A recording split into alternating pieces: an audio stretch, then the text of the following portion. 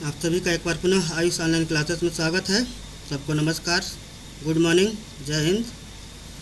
आज हम लोग 6ठी शताब्दी ईसा पूर्व भारत की स्थिति क्या थी, सामाजिक, राजनीतिक, धार्मिक, उसके बारे में अध्ययन करेंगे। सबसे पहले हम लोग धार्मिक आंदोलन देखेंगे।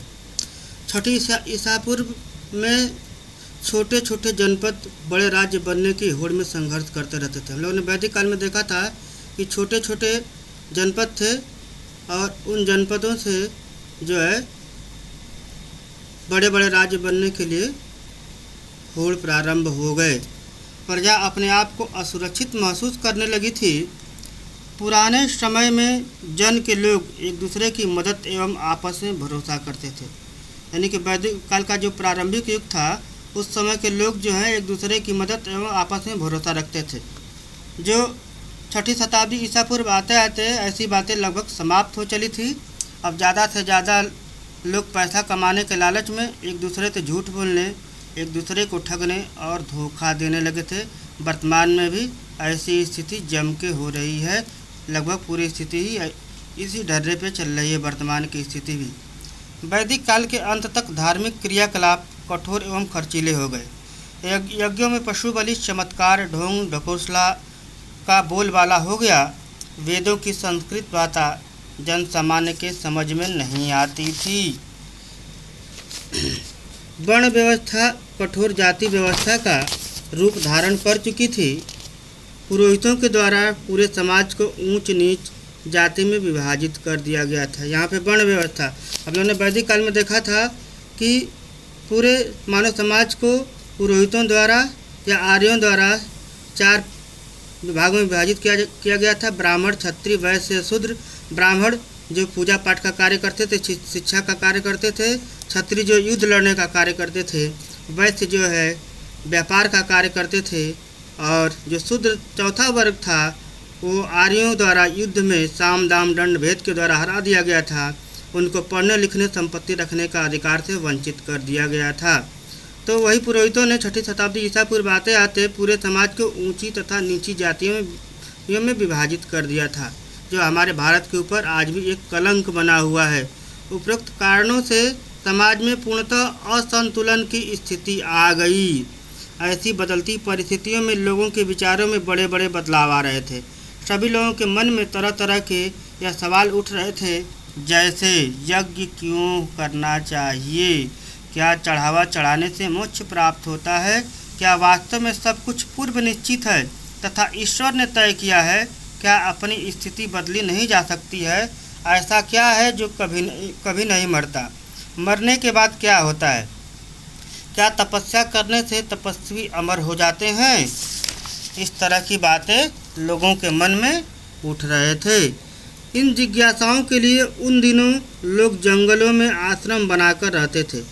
उन आश्रमों में वे तरह तरह के प्रश्नों पर चिंतन मनन करते थे। जो लोग आश्रमों में रहते थे वे ऋषि मुनि कहलाते थे।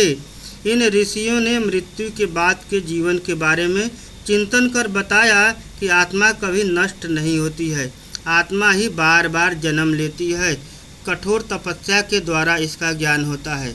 आत्मा जब परमात्मा अर्थात ईश्वर या ब्रह्म से मिल जाती है, तब मानव को संसार के कष्टों से मुक्ति मिल जाती है। आत्मा का ज्ञान ही परम ज्ञान है। ऋषियों के ये विचार उपनिषद पास बैठना में मिलता है। उपनिषद का मतलब ही होता है पास बैठना। तो ऋषियों के ये विचार जो हैं, जो उपरोक्त हमने जो विचारों को देखा, ये सारे विचार हमको उपनिषदों में मिलते हैं। छंदोग्य उपनिषद की कहानी है। इस कहानी के बारे में हम लोग देखेंगे कि शानक, कपिया और अभिप्रातिन नामक 2 ऋषि जंगल में रहकर वायु देवता की पूजा करते थे। ध्यान देंगे, हम लोग देखेंगे इस चित्र के माध्यम से कि जो है शानक और अभिप्रातिन जो ऋषि थे, वो जंगल में रहकर वायु देवता की पूजा करते थे। एक दिन दोनों ऋषि भोजन कर रहे थे। ध्यान देंगे, एक दिन दोनों ऋषि क्या कर रहे थे? भोजन कर रहे थे। तभी उन ऋषियों के पास एक भिक्षु आया है। जो नौजवान था वह भूखा था। वह इन ऋषियों के पास भिक्षु आया और उस भिक्षु ने इन दोनों ऋषियों से कहा कि मुझे भी अपने साथ भोजन कराइए। तब उन ऋषियों ने कहा कि नहीं बालक, हम तुम्हें भोजन नहीं दे सकते हैं। तब उस बालक ने कहा कि भाई आप हमें भोजन क्यों नहीं दे सकते हैं, इसका कारण बताइए। तो उन ऋषियों ने कहा कि हम लोग वायु देवता की पूजा करते हैं, जो प्राण देवता है, प्राण हम लोगों को जीवन प्रदान करता है।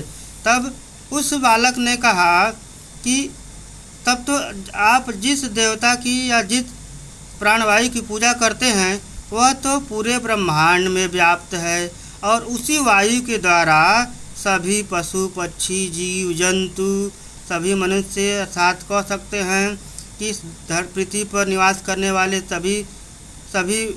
सभी वस्तुएं जिनमें जीवन पाया जाता है सभी उस प्राणवायु से ही जीते हैं, और वही प्राणवायु मुझ में भी जीती है। तो आप लोग मुझे भोजन न करा के आप उस वायु देवता का, उस प्राणवायु देवता का मान सम्मान नहीं कर रहे हैं, उनकी आज्ञा का पालन नहीं कर रहे हैं। और उस बालक ने कहा कि आप जो है किसका भोग लगाते हैं। तो उन ऋषियों ने कहा कि हम लोग जो है वायु देवता की, प्राणवायु देवता की पूजा करते हैं, भोग लगाते हैं, जिसको जीवन वायु अर्थात प्राण कहा जाता है। तब उस बालक ने कहा कि वही प्राणवायु जो सबके लिए है, पूरे ब्रह्मांड के लिए है, मेरे लिए भी है, आपके लिए भी है, तो आप लोग मुझे भोजन न देकर उस प्राणवायु की आप लोग अवहेलना कर रहे हैं, आप लोग गैर बराबरी की बात कर रहे हैं, जबकि जो प्राणवायु है, जीवन वायु है, सबको बिना भेदभाव किए ही सबको अपना जीवन, अपना प्राण प्रदान करता है। तब उन ऋषियों मुनियों को ज्ञात हुआ कि हाँ, इस पृथ्वी पर सभी लोग बराबर हैं, सभी लोग, कोई छोटा बड़ा नहीं है। तब उन्होंने उस बालक को, उस भिक्षु को अपने साथ भोजन कराया। तो इस कहानी के माध्यम से हम लोग देखते हैं कि उस समय के 6ठी शताब्दी ईसा पूर्व में लोगों के मन में दूसरे लोगों के प्रति किस प्रकार की भेदभाव की भावना उत्पन्न हो गई थी। ऋषियों मुनियों के अलावा कुछ और लोग भी ज्ञान की खोज में लगे थे, जो एक स्थान पर नहीं रहते थे। कई राजा भी इन ऋषियों की तरह चिंतन में आगे थे।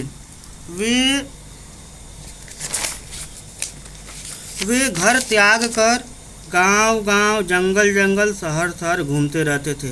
ऐसे लोगों में महावीर और गौतम बुद्ध का नाम बहुत ही प्रसिद्ध है। अब हम लोग देखेंगे जैन धर्म के बारे में, जिसके प्रवर्तक हैं महावीर स्वामी, जिनको वर्धमान के नाम से भी जाना जाता है। तो महावीर स्वामी जैन धर्म के 24वें तीर्थकर थे। ये परीक्षा में पूछ रहा है, चाहे वो 4th ग्रेड की परीक्षा हो या 2nd ग्रेड की हो या A ग्रेड की हो या तृतीय समूह की परीक्षा हो, हर परीक्षाओं में प्रश्न मिल रहा है कि जैन धर्म के 24वें तीर्थकर कौन थे। तो जैन धर्म के 24वें तीर्थकर महावीर स्वामी थे। तीर्थकर, यहाँ पर तीर्थकर शब्द आया है। तीर्थकर, जैन साधुओं को तीर्थकर कहा जाता था। महावीर स्वामी से पहले इस संप्रदाय के 23 तीर्थकर हो चुके थे। जैन धर्म के प्रथम तीर्थकर ऋषभ देव थे, जिन्हें जैन धर्म का प्रवर्तक कहा जाता है। ये भी प्रश्न परीक्षा में पूछ रहा है कि जैन धर्म का प्रवर्तक किसे माना जाता है। तो जैन धर्म के प्रवर्तक जो प्रथम तीर्थकर थे, जो प्रथम जैन धर्म के साधु थे, ऋषभ देव, उनको जैन धर्म का प्रवर्तक माना जाता है। महावीर स्वामी का जन्म वैशाली, वर्तमान में बिहार राज्य के निकट कुंडग्राम, जो उस समय वज्जी संघ का गणतंत्र हुआ करता था, में 540 ईसा पूर्व में हुआ था। यह प्रश्न बार बार परीक्षा में आ रहा है कि महावीर स्वामी का जन्म कब हुआ था। तो महावीर स्वामी का जन्म 540 ईसा पूर्व में हुआ था। इनके पिता का नाम सिद्धार्थ तथा माता का नाम त्रिशाला था। महावीर स्वामी का विवाह यशोदा नामक राजकुमारी से हुआ था। महावीर स्वामी सत्य की खोज के लिए 30 वर्ष की आयु में गृह त्याग कर सन्यासी हो गए। ये प्रश्न भी परीक्षा में आ रहा है कि महावीर स्वामी ने कितने वर्ष की अवस्था में गृह त्याग किया। तो महावीर स्वामी ने 30 वर्ष की अवस्था में गृह त्याग किया। महावीर स्वामी को 12 वर्ष की गहन तपस्या के बाद जम्मिया ग्राम के निकट ऋजुपालिका नदी के तट पर एक वृक्ष के नीचे सर्वोच्च कैवल्य अर्थात कैवल्य से तात्पर्य है मोक्ष की प्राप्ति हुई। कैवल्य ज्ञान की प्राप्ति के पश्चात यानी मोक्ष की ज्ञान की प्राप्ति के पश्चात उन्हें कई नामों से जाना जाने लगा। यथा कैवलिन का अर्थ होता है मोक्ष की प्राप्ति। जिन अर्थात विजेता, निर्ग्रंथ, बंधन रहित, इंद्रियों पर विजय प्राप्त कर लेने के कारण वे महावीर कहलाए। ज्ञान के प्राप्ति के पश्चात महावीर स्वामी ने कौशल, मगध, मिथिला, चंपा आदि राज्यों में भ्रमण कर अपने धर्म का 30 वर्षों तक प्रचार किया। लगभग 72 वर्ष की आयु में 468 ईसा वर्ष पूर्व में महावीर स्वामी की मृत्यु राजगृह के निकट पावापुरी में मृत्यु हो गई। ध्यान देंगे, ये भी प्रश्न पूछ रहा है कि महावीर स्वामी इस दुनिया को कब छोड़ के चले गए, तो 72 वर्ष की आयु में छोड़ के चले गए। कब गए, तो 468 ईसा पूर्व में पावापुरी में महावीर स्वामी की मृत्यु हो गई। अब हम लोग देखेंगे महावीर स्वामी की शिक्षाओं के बारे में। महावीर स्वामी स्वयं ज्ञान प्राप्त करने के बाद दूसरों की भलाई के लिए अपने सिद्धांतों का प्रचार प्राकृत भाषा में किया, जो उस समय आम लोगों की भाषा थी। महावीर स्वामी के अनुसार मनुष्य का सबसे बड़ा लक्ष्य जन्म मरण के चक्कर से मुक्त होकर कैवल्य मोक्ष की प्राप्ति करना है। जीवन के विकास के लिए उन्होंने मन, वचन, कर्म से शुद्ध रहकर 3 बातों को मानने पर विशेष बल दिया। पहला, सही बातों में विश्वास, सही बातों को ठीक से समझना, उचित कर्म। ये तीनों उनकी मुख्य बातें हैं और इन तीनों बातों का हम लोगों के मानव जीवन पे वर्तमान में सटीक बैठता है कि हम लोगों को वर्तमान में भी सही बातों पे विश्वास करना चाहिए, किसी के बहकावे में नहीं आना चाहिए और सही बातों को ठीक से समझना चाहिए और उन बातों पे विश्वास करके हमको उन बातों को ठीक से समझ के और समझने के बाद उनके अनुसार अपने कर्मों को करना चाहिए। जैन धर्म में इन्हें त्रिरत्न कहा जाता है। ध्यान देंगे, इन तीनों बातों को जैन धर्म में त्रिरत्न के नाम से जाना जाता है। महावीर स्वामी ने अच्छे व्यवहार व आचरण के लिए 5 महाव्रतों का पालन करने के लिए कहा है। वो 5 महाव्रत हैं। पहला है जीवों को न मारना, दूसरा है सच बोलना, तीसरा चोरी न करना, अनुचित धन न जुटाना, इंद्रियों को वश में रखना। महावीर स्वामी के कैवल्य के लगभग 2 शताब्दियों बाद उनके जैन अनुयायी 2 संप्रदायों में विभाजित हो गए। पहला है श्वेतांबर जो सफ़ेद कपड़े पहनने वाले थे और दूसरा है दिगंबर निर्वस्त्र रहने वाले। तो इस प्रकार हम लोगों ने जैन धर्म के बारे में देखा और जैन धर्म की शेष बातों को हम लोग अगले वीडियो में देखेंगे। यह वीडियो आप लोगों को कैसा लगा इसको कमेंट करके बताएंगे और यदि ये वीडियो आपको पसंद आए तो इसे प्लीज़ आपसे निवेदन कर रहा हूँ कि मेरे चैनल को सब्सक्राइब, लाइक और शेयर ज़रूर कर दीजिएगा। इसके साथ ही आप सभी को एक बार फिर से नमस्ते, जय हिंद।